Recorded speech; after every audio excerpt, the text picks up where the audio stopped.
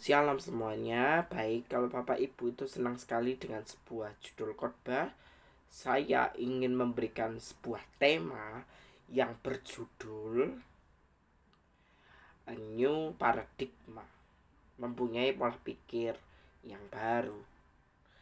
Dalam dunia yang sekarang kita jalani, kita harus mempunyai pola pikir yang baru, mempunyai mindset, perspektif, dan paradigma yang baru supaya kita dapat menjalani kehidupan kita hari demi hari, tahun demi tahun, hari, bulan demi bulan. Kalau kita berjalan bersama dengan Yesus, maka semuanya akan baik. Mempunyailah mindset, perspektif, dan juga paradigma yang baru agar kehidupan kita itu jauh lebih baik. Dengan cara apa kita mempunyai paradigma yang baru atau pola pikir yang baru? Kita harus mau berjuang sama-sama untuk menyenangkan hati Bapa supaya nama Tuhan itu dipermuliakan setiap hari. Melalui apa? Tindakan kita, terutama hati. Kenapa saya itu ingin Bapak Ibu Saudara sekalian itu mempunyai paradigma, mindset, perspektif yang baru agar kehidupan kita itu menjadi buah yang selalu hidup berkenan di hadapan Tuhan.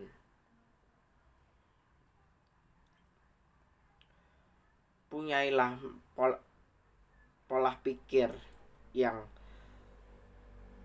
seturut dengan kehendak Tuhan agar kita dapat menjalani kehidupan ini dengan baik.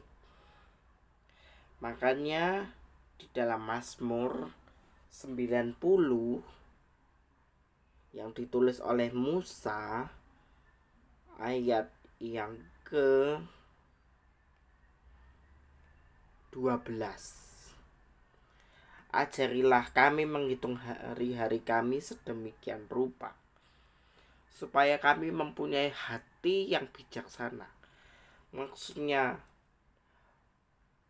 Musa ini adalah ajarilah kami menghitung hari-hari kami sedemikian rupa supaya kami mempunyai hati yang bijaksana. Makanya kita sebagai manusia harus mempunyai perspektif, mindset, dan paradigma yang baru agar kita mempunyai cara pikir yang baru untuk berfokus kepada kekekalan. Kekekalan itu adalah satu momen ketika kita itu bertemu dengan Tuhan. Dunia yang sekarang kita tinggali akan menjadi lautan api loh saudara ya. Dalam bahasa aslinya adalah Hades. Bahasa aslinya itu Hades. Kan kita nggak mau kan saudara hidup kita itu dibuang dengan sia-sia. Makanya saudara, kita harus mempunyai paradigma, pola pikir yang baru untuk sama-sama kita menjalani hari-hari terakhir ini dengan sebaik-baiknya agar kita dapat hidup sebagaimana mestinya, mempunyai relasi yang intim dengan Tuhan. Makanya dunia kekristenan itu susah-susah gampang, tapi cara yang paling gampang ya saudara ya dalam masuk dunia kekristenan yang sesungguhnya adalah kita harus menemukan wajah Tuhan setiap hari, mempunyai hati yang selalu bersyukur, menyembah Dia setiap waktu.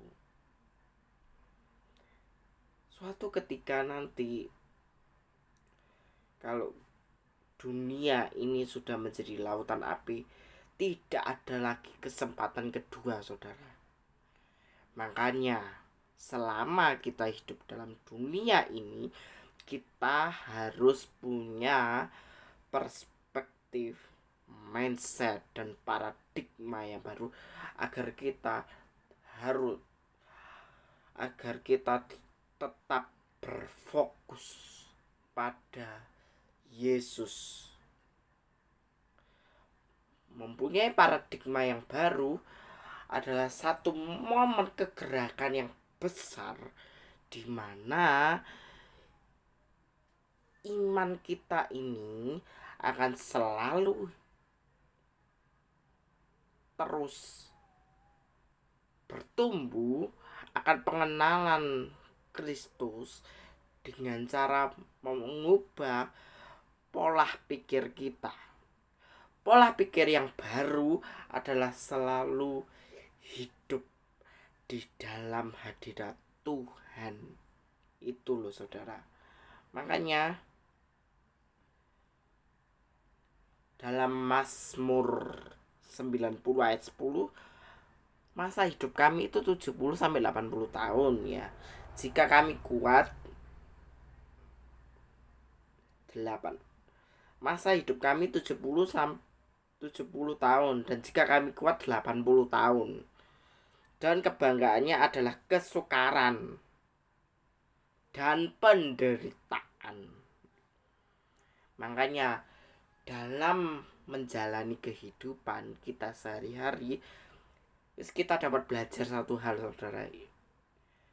Mengucap syukurlah dalam segala hal, sebab itulah yang diminta oleh Tuhan dalam proses kita hidup. Kita menjalani kehidupan ini mungkin banyak tantangan, banyak proses, tapi percayalah, saudara, bahwa Tuhan itu senantiasa memberikan jalan keluar.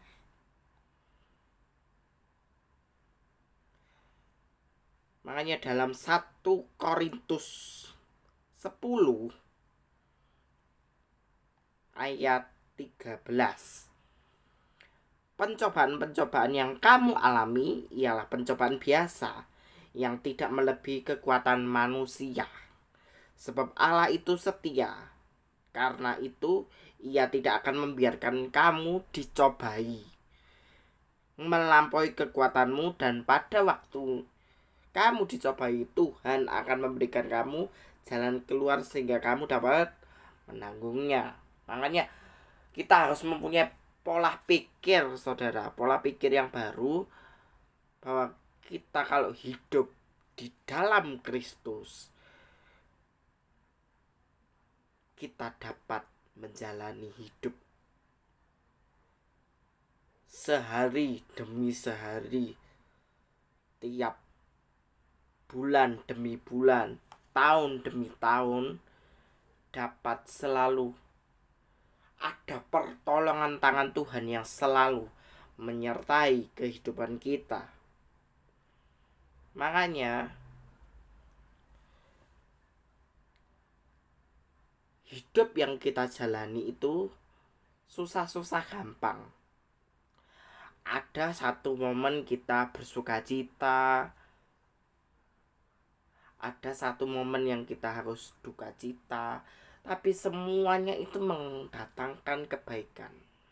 Tuhan akan memberikan penghibur jika kita lagi berduka. Tuhan akan memberikan penghiburan yang sejati melalui apa? Parakletos itu, penolong, yaitu Roh Kudus. Roh Kudus yang selalu menuntun kehidupan kita menuju jalan kehidupan yang sejati. Nah, oleh karena itu saudara, kita harus, tak bilangi ya saudara ya, kita harus mempunyai paradigma yang baru agar kita selalu mempunyai fokus impian kehidupan kita itu harus berfokus kepada satu titik, yaitu Yesus Kristus sang sumber kehidupan itu sendiri. Makanya dalam 1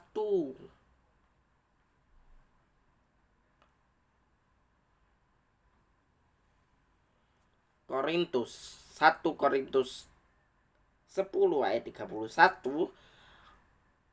aku menjawab, jika engkau makan, jika engkau minum, atau jika melakukan sesuatu, lakukanlah semua itu untuk kemuliaan Allah. Makanya kalau kita misalnya lagi sekolah, kuliah, bekerja, ibu rumah tangga, segala macem, ya kita semua dan lain-lain, kita semua harus mempunyai paradigma yang baru.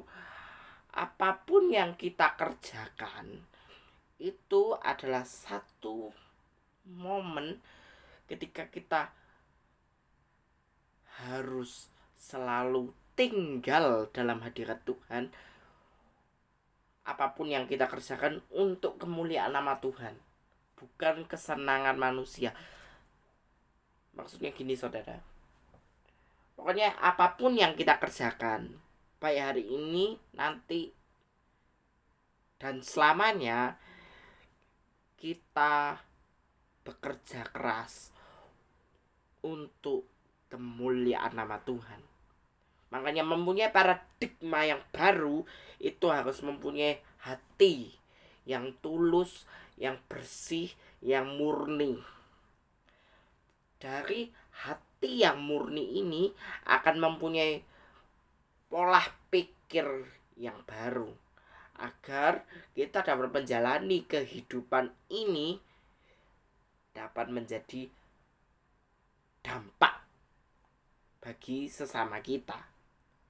Jadilah berkat saudara, dimanapun Anda berada. Jadilah pembawa kabar baik agar kita semua dapat menjadi anak-anak Allah yang selalu mempunyai hidup berkenan di hadapan Tuhan. Dan juga melalui pola pikir yang baru kita dapat mencerna